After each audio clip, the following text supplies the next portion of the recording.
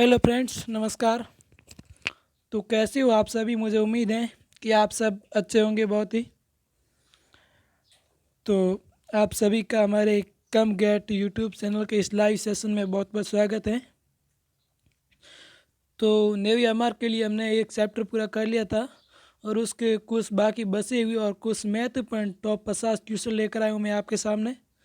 वो टॉपिक हमारा 2 पार्ट में पूरा हो गया था और बाकी अब 50 क्वेश्चन आपको अच्छी तरीके से देखना है, जो बहुत ही इंपॉर्टेंट एग्जाम में पूछे गए हैं और पूछे जाने की चांस भी है। और जो बस गए टॉप पार्ट में हम पढ़ने नहीं है, वो बाकी क्वेश्चन मैं लेकर आया हूँ। तो अच्छी तरीके से आपको ध्यान देना है, अच्छी तरीके से इनको पढ़ लेना है। इसके बाद ये हमारा एक टॉपिक पूरा हो जाएगा साइंस का। फिर हम जीके पढ़ेंगे, यहाँ साइंस के चैप्टर पढ़ेंगे, वो आपको नोटिफिकेशन मिल जाएगा। तो यूट्यूब चैनल को सब्सक्राइब कर दीजिए कम गेट को, आप हमारे चैनल पर नए हो तो, ताकि आपको नए वीडियो के नोटिफिकेशन मिलता रहे। और वीडियो को लाइक कर देना। तो चलते हैं, शुरू करते हैं। पहला क्वेश्चन हमारा, ठोस पदार्थ के अणु एक गति के लिए स्वतंत्र होते हैं, गति नहीं कर सकते हैं, एक दूसरे के ऊपर फिसल सकते हैं, दूर उड़ने की ओर प्रवृत्त होते हैं। तो जल्दी से बताइए, ठोस पदार्थ के अणु। मैंने पढ़ाई थी ठोस क्या होता है। तो ठोस हैं, ये गति नहीं कर सकते। ठोस पदार्थ के अणु गति नहीं कर सकते हैं। तो जो पहले और दूसरा चैप्टर पढ़ा था वो लगभग ये सारे क्वेश्चन बता देंगे, एक दो को छोड़ गए। निम्नलिखित में से कौन सा एक मिश्रण नहीं है? वायु, समुद्री जल, बर्फ, मृदा। तो कौन सा एक मिश्रण नहीं है? तो यहाँ बी ऑप्शन हमारा राइट हो जाएगा। तो समुद्री जल है वो एक मिश्रण नहीं है, बाकी सब वायु, बर्फ, मृदा ये मिश्रण है समुद्री जल को छोड़ के। फिर बढ़ते आगे, क्वेश्चन संख्या है हमारा 3। अंतर अणु अंतराल किस में न्यूनतम होता है? जल में, भाप में, बर्फ में या ऑल? तो सी ऑप्शन हमारा राइट हो जाएगा। जो बर्फ में होता है वह अंतर अणु अंतराल न्यूनतम होता है। ये क्वेश्चन मैंने पहले से ही आपको कराया था। वह अवस्था जिसमें आणविक आकर्षण गति 13 होती है, ठोस, द्रव, गैस, नन। इस क्वेश्चन का ऑप्शन राइट हो जाएगा। ठोस पदार्थ की आणविक आकर्षण गति 13 होती है। क्वेश्चन संख्या हमारा 5 है। गर्म करने पर ठोस सीधी गैसीय अवस्था में बदल जाता है, ये प्रक्रिया क्या कहलाती है? उद्रवपातन, वाष्पीकरण, विसरण। 3 ऑप्शन है, एक और आगे। संघनन। ठोस के सीधे गैस में बदलना उद्रवपातन कहलाता है। इंपॉर्टेंट क्वेश्चन है, याद कर लेना। उद्रवपातन कहलाता है ठोस से गैस में बदलना सीधा। अगला क्वेश्चन है हमारा, निम्नलिखित में से कौन सा सबसे कम संपीडनीय? संपीडनीय का मतलब मैंने आपको बता दिया। सबसे कम संपीडनीय कौन सा है? तो ठोस है, वो दबता नहीं है। बढ़ते आगे, परिवर्तित होने पर गैस के दर में बदलने की प्रक्रिया क्या कहलाती है? वाष्पीकरण, संघनन, विसरण, उद्रवपातन। तो संघनन कहलाता है गैस के दर में बदलने की प्रक्रिया। कपूर को किस विधि द्वारा शुद्ध किया जाता है? उद्रवपातन, आसवन, वर्णलेखन, निर्वात में आसवन। बताइए, कपूर को किस विधि द्वारा शुद्ध किया जाता है? उद्रवपातन द्वारा। इंपॉर्टेंट क्वेश्चन याद कर लेना। और अगला क्वेश्चन हमारा, भूप्रपट्टी में सबसे अधिक पाई जाने वाली अधातु। हाँ भाई, ये भी बहुत इंपॉर्टेंट क्वेश्चन है। बताइए कौन सी है जो सबसे अधिक अधातु जो पृथ्वी में सबसे ज़्यादा पाई जाती हैं? तो यहाँ पर डी ऑप्शन हमारा राइट हो जाएगा। ऑक्सीजन है वो सबसे अधिक अधातु हैं जो पृथ्वी में पाई जाती हैं। और फिर बढ़ते आगे, निम्नलिखित में से कौन सा एक तत्व नहीं है? सोडियम, सोना, मृदा, कार्बन। तो तत्व हमने पढ़ा ही था उस टॉपिक में। जिसने पढ़ा था अच्छी तरीके से वो तो बता देगा कौन सा एक तत्व नहीं है। तो मृदा है वो एक तत्व नहीं है, बाकी कार्बन, सोना और सोडियम ये सभी तत्व हैं। पदार्थ का सबसे शुद्ध रूप कौन सा होता है? तत्व होता है। अगला क्वेश्चन हमारा, निम्नलिखित धातु आसवन द्वारा परिशोधित की जाती हैं? कॉपर, एल्यूमिनियम, पारा, लोहा। कौन सी धातु आसवन द्वारा परिशोधित की जाती हैं? पारा धातु है वो आसवन विधि द्वारा परिशोधित की जाती है। क्वेश्चन संख्या हमारा 12, निम्नलिखित में से कौन सा यौगिक का उदाहरण है? यौगिक का उदाहरण वो ब्रास है, बी ऑप्शन राइट। जल्दी से कर लेते हैं हम इनको। जल एक यौगिक है, ये किसने प्रमाणित किया? प्रिस्टले ने, कैवेंडिश ने, सर हिफरी डेवी ने, जॉन डाल्टन ने। तो ये किसने प्रमाणित किया था? कैवेंडिश ने प्रमाणित किया था कि जल एक यौगिक है। याद रखना, जल एक यौगिक है, पढ़ाया ही था मैंने। निम्नलिखित में से कौन सा एक मिश्रण है? शर्करा, पीतल, CO2, NO2। मिश्रण बताना है आपको। बहुत इंपॉर्टेंट क्वेश्चन है, लेकिन सबको आ ही रहा होगा। तो इसका पीतल ऑप्शन राइट हो जाएगा। तो पीतल किस किस का मिश्रण है हमें याद रखना है। पीतल किसका मिश्रण है? तांबा व जस्ता का। पीतल के लिए पिताजी नाम याद रखना है, पिताजी। पी से हो जाएगा पीतल और ता से तांबा, जी से जस्ता। पिताजी नाम याद रखना है। पीतल किसका मिश्रण है? पिताजी। निम्नलिखित में से कौन सा एक यौगिक नहीं है? शर्करा, साधारण नमक, हीरा, प्लास्टर ऑफ पेरिस।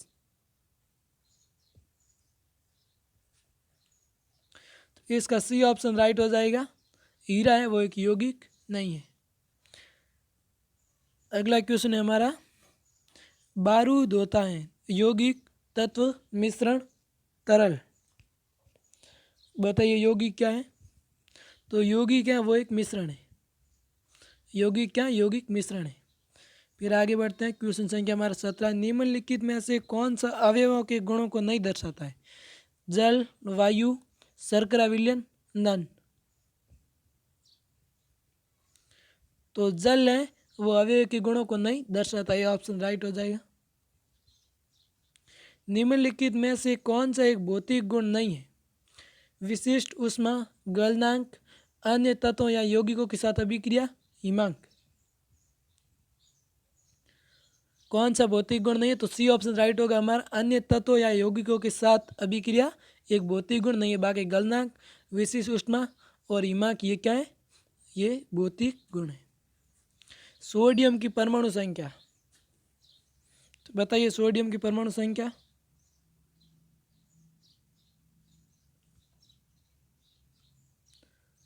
तो सोडियम की परमाणु संख्या जल्दी से बताइए।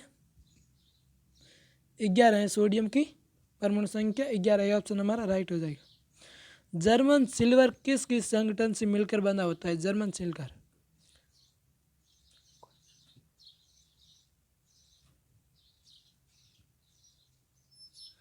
तो सी ऑप्शन राइट हो जाएगा। अगले क्वेश्चन की तरफ बढ़ते। क्वेश्चन संख्या हमारा 21 है, बायोगैस एक मिश्रण है। ए option hydrogen, methane, carbon dioxide और हाइड्रोजन सल्फाइड का। बी ऑप्शन कार्बन और हाइड्रोजन का। सी ऑप्शन है ऑक्सीजन, नाइट्रोजन और हाइड्रोजन सल्फाइड का। डी ऑप्शन है क्लोरीन, हाइड्रोजन और ऑक्सीजन का। तो बताइए बायोगैस किसका मिश्रण है? तो इसका ए ऑप्शन राइट हो जाएगा। हाइड्रोजन, मीथेन, कार्बन डाइऑक्साइड और हाइड्रोजन सल्फाइड का बायोगैस मिश्रण है। अगला क्वेश्चन है हमारा, कौन सी धातु कमरे के तापमान पर द्रव्य रूप में पाई जाती हैं? बहुत अच्छी तरीके से मैंने आपको पार्ट में समझाया था। कौन सी धातु है जो कमरे के तापमान पर तरल रूप में पाई जाती हैं? कौन सी धातु और धातु भी बताइए आप कमेंट बॉक्स में। कौन सी धातु है जो कमरे के तापमान पर तरल रूप में या द्रव्य रूप में पाई जाती है, और कौन सी धातु ये भी बताइए।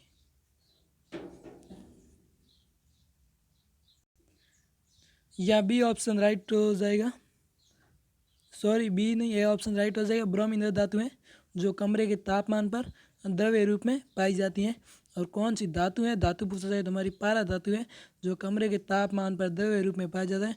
और पारा का दूसरा नाम मरकरी धातु है। मरकरी याद रखना, आपको पारा ना देकर मरकरी भी दे सकते हैं।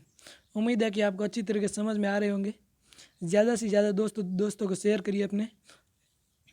कौन सी धातु कमरे के तापमान पर तरल रूप में पाई जाती है? धातु का पूछ लिया, बताइए। ब्रोमीन, पारा, सल्फर, कार्बन। तो अभी मैंने बताया पारा धातु है जो कमरे के तापमान पर द्रव्य रूप में पाई जाती हैं। अगला क्वेश्चन हमारा रक्त एक है, रक्त तत्व है, यौगिक, समांग मिश्रण या विषमांग मिश्रण। मैंने बताया था पार्ट में रक्त के बारे में बहुत अच्छी तरीके से। तो रक्त एक है वो विषमांग मिश्रण है, और पीतल एक समांग मिश्रण है, याद रखना, और शुद्ध जल भी समांग मिश्रण है। अगला क्वेश्चन हमारा क्वेश्चन संख्या 25, गैस के रूप में पाई जाने वाली धातुओं की संख्या है। गैस के रूप में पाई जाने वाली संख्या 1 2 3, यहाँ पे नन, तो इसका नन ऑप्शन राइट हो जाएगा। गैस के रूप में पाई जाने वाली धातुओं की संख्या इनमें से कोई नहीं। एक तरल धातु और एक तरल अधातु के उदाहरण है क्रमश। द्रव्य धातु और द्रव्य अधातु अभी बताया था, जल्दी से बताइए। तरल धातु और तरल अधातु क्रम से पूछा, यहाँ क्रम से आपको सभी को पता होगा कि पहले किसका पूछा है, पहले धातु का पूछा, तो पहले धातु होनी चाहिए और फिर बाद में अधातु। यहाँ क्रम से दे रखा है इसका मतलब, तो यह ऑप्शन सी राइट हो जाएगा, पारा और ब्रोमीन। पीतल निम्न में से किसका उदाहरण है? अभी मैंने आपको बताया था,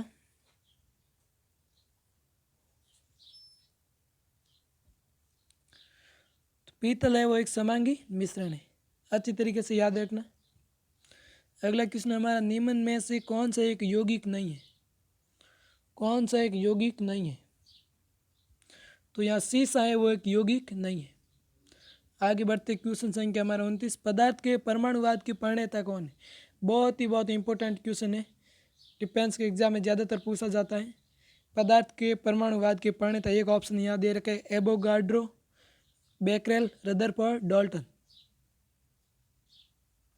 तो यहाँ डी ऑप्शन राइट हो जाएगा, जॉन डाल्टन।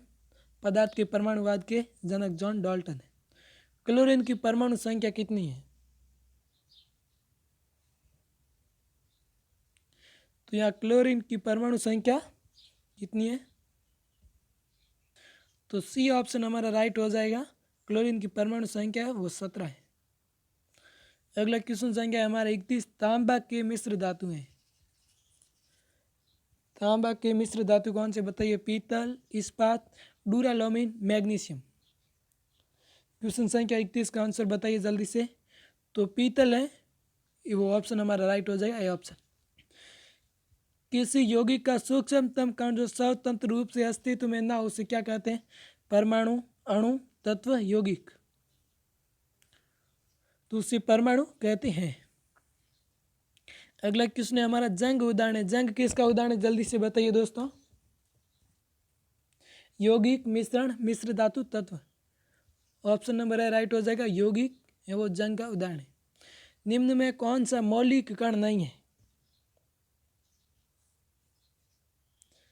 तो फोटोन है वो डी ऑप्शन राइट हो जाएगा। ये ऐसे क्वेश्चन है जो हर बार एग्जाम में पूछे जाते हैं और पूछे भी गए हैं। ऐसे क्वेश्चन में इंपॉर्टेंट क्वेश्चन लेगा, फालतू के मैं एक भी क्वेश्चन आपको यहाँ नहीं कराऊंगा। तो अच्छी तरीके से आपको ये क्वेश्चन याद रखना। इसकी PDF है वो मैं आपको ग्रुप में सेंड कर दूंगा व्हाट्सअप, और व्हाट्सअप ग्रुप की लिंक मैं इस वीडियो के डिस्क्रिप्शन में दे रखी। तो जिप्सम का रासायनिक सूत्र क्या है बताइए? क्वेश्चन संख्या 33 है हमारा, सॉरी 35 है। ABCD बताइए। जिप्सम का रासायनिक सूत्र है वो CaSO4H2O, वो है जिप्सम का रासायनिक सूत्र है। ब्लीचिंग पाउडर का रासायनिक सूत्र, ब्लीचिंग पाउडर, तो बी ऑप्शन हमारा राइट हो जाएगा। आश्चर्य गैस का सूत्र NO2 N2O H2N नन, तो इसका बी ऑप्शन राइट हो जाएगा, H2O वो आश्चर्य गैस का रासायनिक सूत्र है। लोहा का शुद्ध रूप क्या है? कच्चा लोहा, पिटवा लोहा, डलवा लोहा, स्टील। लोहा का शुद्ध रूप तो पिटवा लोहा है वह उस लोहा का सबसे शुद्ध रूप होता है। लोहे धातु में जंग लगने के लिए वायु में दोनों की आवश्यकता, किन दोनों की आवश्यकता होती है? ऑक्सीजन और ग्रीस, ऑक्सीजन और नमी, जल और पेंट, कार्बन डाइऑक्साइड और नमी। तो लोहे धातु में जंग लगने के लिए ऑक्सीजन और नमी की आवश्यकता होती है। बी ऑप्शन हमारा राइट हो जाएगा। अगला क्वेश्चन है हमारा, ब्लीचिंग पाउडर का रासायनिक नाम क्या है? पहले हमने ब्लीचिंग पाउडर का रासायनिक सूत्र पढ़ा था, अब रासायनिक नाम है।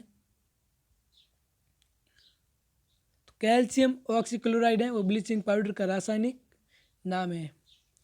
अभी 10 क्वेश्चन बचे हैं हमारे। शुद्ध जल का पीएच में क्या होता है? शुद्ध जल का पीएच मान क्या होता है बताइए? शुद्ध जल का पीएच मान मैंने बताया था अभी पहले एक बार, तो बताना है। शुद्ध जल का पीएच मान 7 होता है, बी ऑप्शन राइट हो जाएगा। और कभी कभी आपको रक्त का पूछा जाए तो रक्त का पीएच मान कितना होता है? 7.4 रक्त का पीएच मान होता है। शुद्ध जल का 7 होता है। कार्बन का सबसे शुद्ध रूप क्या है? बहुत इंपॉर्टेंट क्वेश्चन है दोस्तों, बहुत इंपॉर्टेंट क्वेश्चन है, लगा दीजिए इंपॉर्टेंट। बहुत बार नेवी के एग्जाम में पूछा जा चुका है 2-3 बार। हीरा, ग्रेफाइट, चारकोल, फुलेरी। तो बताइए कार्बन का सबसे शुद्ध रूप? तो कार्बन का सबसे शुद्ध रूप है वो हीरा है। ए ऑप्शन हमारा राइट हो जाएगा। हीरा है वो कार्बन का सबसे शुद्ध रूप है। बढ़ते अगले क्वेश्चन की तरफ। कैंसर के उपचार के लिए प्रयुक्त उत्कृष्ट गैस कौन सी है? Helium, organ, krypton, radon. Cancer के उपचार के लिए प्रयुक्त उत्कृष्ट गैस, तो हमारा डी ऑप्शन राइट हो जाएगा। रेडॉन है वो कैंसर के उपचार के लिए प्रयुक्त उत्कृष्ट गैस है। जल का शुद्धतम रूप क्या है? जल का शुद्धतम रूप, नल का जल, वर्षा का जल, भूम जल, अशुद्ध जल। जल का शुद्धतम रूप, तो वर्षा का जल है, तो वर्षा जल का सबसे शुद्धतम रूप होता है। बी ऑप्शन हमारा राइट हो जाएगा। और अगला क्वेश्चन है हमारा क्वेश्चन संख्या 45। मानव शरीर में प्रचुर मात्रा में पाया जाने वाला कौन सा तत्व होता है? Carbon, iron, nitrogen, oxygen. तो डी ऑप्शन राइट हो जाएगा हमारा। ऑक्सीजन है वो मानव शरीर में प्रचुर मात्रा में पाया जाता है। 5 क्वेश्चन बचे हैं। निम्न में से कौन सी गैस रंगीन होती है? रंगीन गैस कौन सी है बताइए? रंगीन गैस,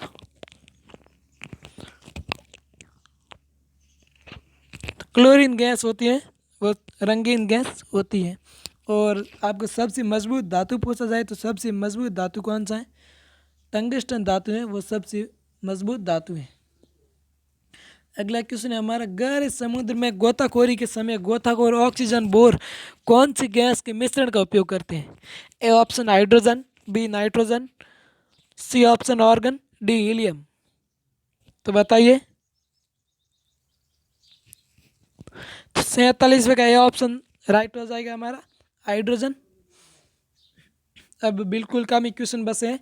वीडियो को शेयर कर देना ज़्यादा से ज़्यादा दोस्तों। क्लास अच्छी लगे हमारी तो ज़्यादा से ज़्यादा दोस्तों के साथ शेयर करना।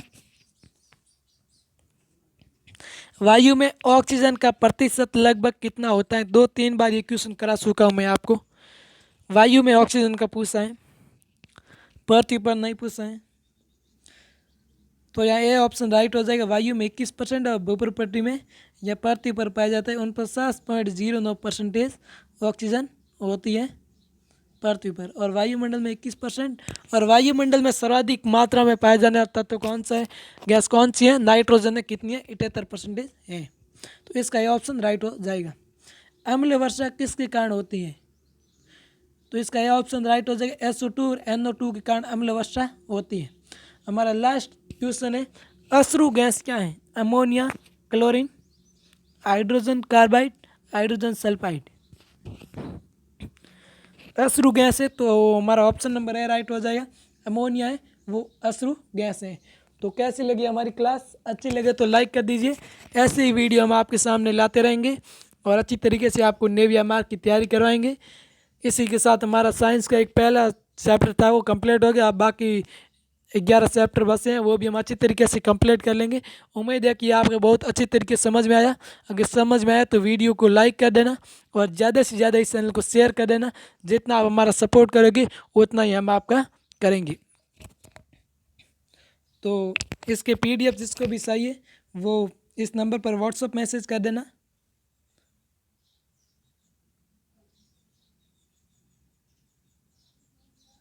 90 24 53 64 70 इस पर व्हाट्सअप मैसेज कर देना। मैं आपको PDF सेंड कर दूंगा या व्हाट्सअप ग्रुप में मैं सेंड कर दूंगा। व्हाट्सअप ग्रुप की लिंक इस वीडियो के डिस्क्रिप्शन बॉक्स में दे रखी है। तो चलते हैं, फिर अगली क्लास में फिर मिलेंगे। तब तक खुश रहिए। जय हिंद, जय भारत।